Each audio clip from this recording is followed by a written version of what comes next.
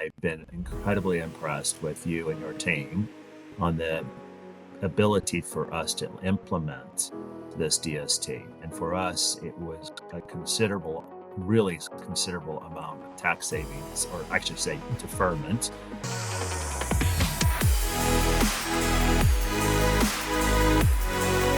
So Nathan, how has the DST, the Deferred Sales Trust, and working with us unlocked, more compounding, returns for you?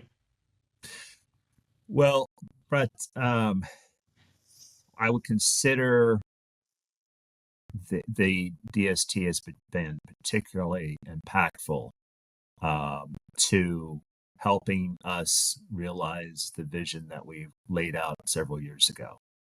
And I'm going to say very plainly, I've been incredibly impressed with you and your team on the ability for us to implement this DST. And for us, it was a considerable, really considerable amount of tax savings, or actually say deferment, right? Because I still will pay those taxes, but just at a later point in time. The team and being able to get access to all of the various experts that you also rely on has been very positive experience, and really been glad I've met Brett, met you and your team. So would very much recommend anyone that's looking to defer capital gains and the deferred sales trust. For us in particular, we had some assets that we sold, very large gains on those assets. They were, homes. And so we were using a combination of 1031 exchanges as well as the DST, and somewhat very complicated. In fact, my accountant had a real challenge understanding how to actually file what is been proven in the rulings and things, but actually implement that on the tax return.